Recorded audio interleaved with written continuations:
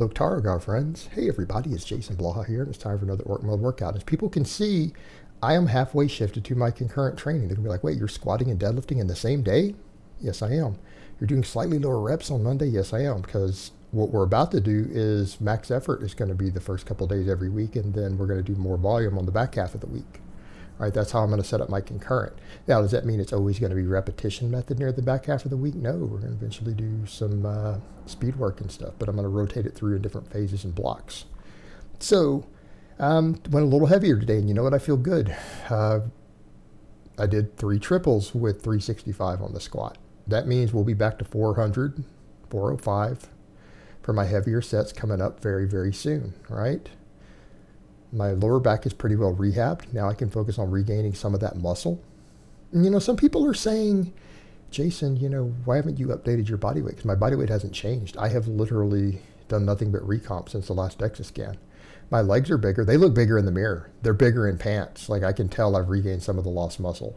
But the scales stayed the same. In fact, the scales stayed the same even in ketosis. I'm in ketosis and I haven't dropped any water. So that's fine. And I'm going to keep doing my conditioning work. I'm going to keep increasing my training, my numbers, and my metabolic rate will keep going up, but I'm not going to push for a bigger deficit. I know I'm in a small deficit. It's fine. It's fine. I'm going to let my body do what it's going to do, and we're going to start slowly working the scale back down. But, you know, again, I've had to rehab first, got to rebuild the legs, and they're coming along, right? They're definitely thicker, definitely regaining the strength.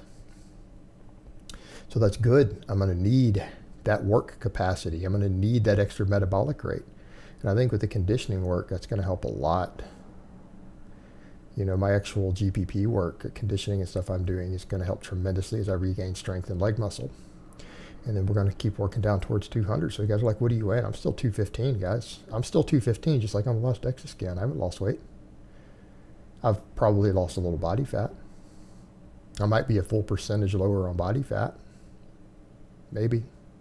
It's hard to tell. It's hard to tell. But I'm keep working, right? And I have to go to a more advanced training. People need to understand, when I tell guys you can base build off of very generic training, I literally mean that. I mean, you guys can build the strength levels I was at previously or close to. But now I'm cutting and I need to regain that lost strength. I'm not trying to reach the numbers that I tell you guys you should be hitting as drug-free lifters. Even though I'm in my 40s, I'm trying to blow those out of the water. And I surpassed all of those numbers by a pretty significant amount last year, right? What did I tell you guys? 200 press. Well, you see me do 227. You guys have watched me do 335 pause close grip benches. You've seen me squat 485 6 days in a row. Talking about 500 deadlifts. You guys have watched me rep out over 500, right? For work sets. So, you know, I'm way past that. But now I need to continue to cut, and I need to build much higher numbers than those numbers I throw out for you guys. So yeah, the 365 for 3x3 on the squat's a good place to be without any pain, which tells me when I get to my true max effort work, we're going to be hitting 405 plus really soon, and that's good. It's a good start. Today, hook grip. Watch this, pull 485 and held the hook. So I set the hook correctly, which is good. I finally got the hook set correctly. Got it locked in, pulled 485, held it for a good 1 count or 2 count at the top, and then came down, locked in tight. That's what we want. We're going to see if we can keep going up from there, right? What's the goal? Goal is 600 with a hook grip at a 200-pound or lower body weight. I think that'll be good for an older man, for a dude in his 40s. I think that'll be legit. Safety bar squat, kapow, because I need the extra work. And let me tell you, after doing actual back squats and then deadlifts, oh my God, these things are tough. They're tough. They're man makers or orc makers, one or the other. But you know what I find is interesting after having done the other stuff, just trying to catch my breath on these, is I almost feel like they knock the air out of your lungs. Like you have to hold your breath in so tight to maintain that uprightness at the bottom. It's like they almost want to push the air out. You know, and it's interesting, especially interesting. It feels even different after having done other lower body lifts. Like, oh my God. But I'm glad I got that safety squat bar. It's going to help a lot with all this. But yeah, I need them to build that thoracic strength. I need to train myself to be more upright when I squat. And, you know, it can take some strain off my shoulders so I can get more squatting volume in every week without really putting extra stress on my shoulders so that I can do more of the standing press. I'm still going to be doing back squat every week. And people need to remember that. They're like, why are you doing these instead of back squats? I'm not. I'm going to be doing both. We're going to do both. In fact, I may eventually start sumo deadlifting and conventional deadlifting both in the same week. Right? This is going to be concurrent training, guys. That doesn't mean, though, that we take the main lifts out. Occasionally, we might rotate them out for a short period of time, for a week, 2 weeks. But they're mostly staying in. We're adding these additional work, right?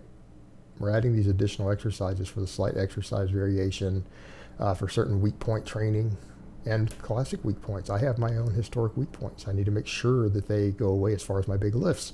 And then, you know, you guys are going to be like, man, why are you doing curls and on your squat and deadlift day? Because from an aesthetics perspective and from my YouTube income, I need bigger arms. Also, let's go back to the orc thing.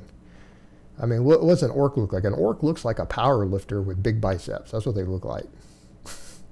I'm going to do my cheat curls. And that's fine because I'm going to be limited because I'm going to be doing so much deadlifting and good mornings and other stuff. My lats and back are going to be heavily fatigued. I'm not going to be able to handle the amount of rowing and chinning and pull-ups and stuff that I normally do. I'm going to need that extra stuff for the bicep work. We're just simply going to need that. It's going to be necessary.